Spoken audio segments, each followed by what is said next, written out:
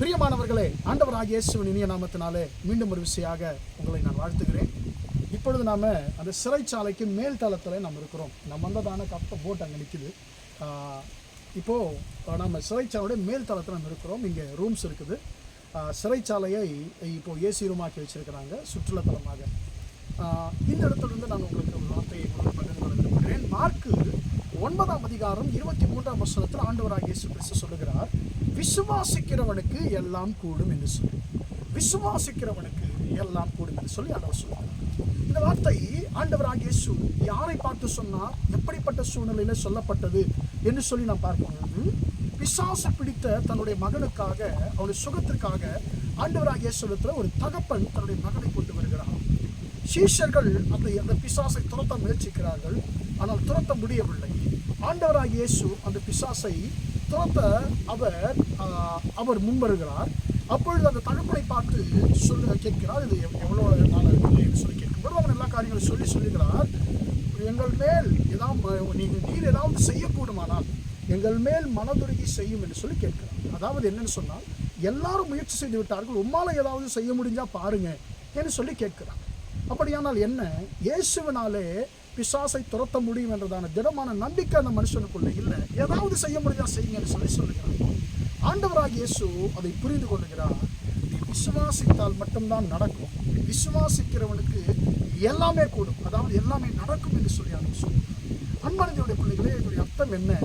நம்முடைய வாழ்க்கையிலே நடக்க முடியாது, நடக்காது என்று சொல்லி எவைகளை பார்த்து மனுஷர்கள் சொல்லுகிறார்களோ அவைகளை குறித்து ஆவிக்குரியவராகிய நமக்கு ஒரு விசுவாசம் இருக்கணும். எல்லாமே நடக்கும். ஏன்னு சொன்னால், எனக்குள்ள இருக்கிறவர் பெரியவர், நான் விசுவாசிக்கிறவர் பெரியவர், நான் விசுவாசிக்கிறவர் எனக்கு எல்லாமே செய்வார் என்றுதான் ஒரு விசுவாசம் நமக்கு இருக்கணும். அன்பானது எனவே தான் ஆண்டு சொல்லுகிறார், விசுவாசிக்கிறவனுக்கு எல்லாம் கூடும். பிரியமானது பிள்ளைகளே, நம்முடைய விசுவாசம் இப்பொழுது எந்த நிலையில் இருக்கு? பட்டம் படாமல் ஏதோ முயற்சி செய்வோம், இயேசுவால் ஏதாவது முடிஞ்சால் செய்யட்டும் என்று நாம் மேலோட்டமான விசுவாசத்தில் இருக்கிறோமா? இல்லைன்னு சொன்னால், இயேசுவின் வாழ்க்கையில் எல்லாம் செய்வார் என்றதான உறுதியான விசுவாசத்தோடு நாம் இருக்கிறோமா என்பதை நாம் அன்பானதையோட பிள்ளைகளை பரிசோதித்து பார்க்கணும். ஆண்டவராகிய இயேசு அந்த பிள்ளையின் தகப்பனோடு பேசின பொழுதுதான் அவர் தன்னுடைய குறையை உணர்கிறார்.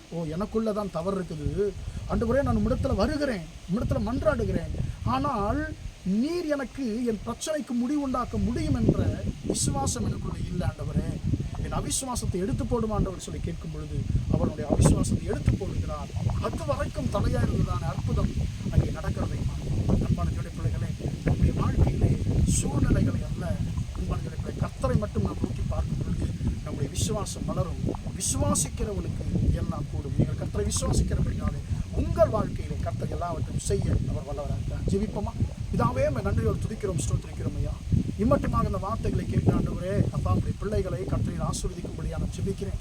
விசுவாசிக்கிறவனுக்கு எல்லாம் கூடும் என்ற வார்த்தையின்படி உடைய பிள்ளைகள் ஆண்டவரே, அப்பா ஸ்தோத்திரம், எதிலெல்லாம் உண்மை விசுவாசிக்கிறார்களோ அதில் நன்மை பெற்றுக்கொள்ளட்டும். ஆண்டவரே, விசுவாசத்தில் பலவீனமாய் ஆண்டவர் நாங்கள் இராதபடிக்கு ஆண்டவர் பிள்ளையை தகப்பட போல் ஆண்டவர் ஒருவேளை ஆண்டவர் நாங்கள் விசுவாசத்தில் பலவீனமாக இருப்போம் என்று சொன்னால் கர்த்தர் எங்கள் விசுவாசத்தை ஆண்டவரே வர்த்திக்க பண்ணும். ஆண்டவர் விசுவாசத்தில் நம்முடைய பிள்ளைகளை பலப்படுத்தும்.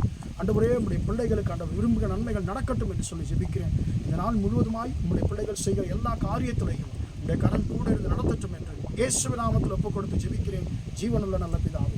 ஆமென், ஆமென். பிரியமானவர்களே, கர்த்தர் உங்களை ஆசீர்வதிப்பாராக. Praise the Lord, praise the Lord.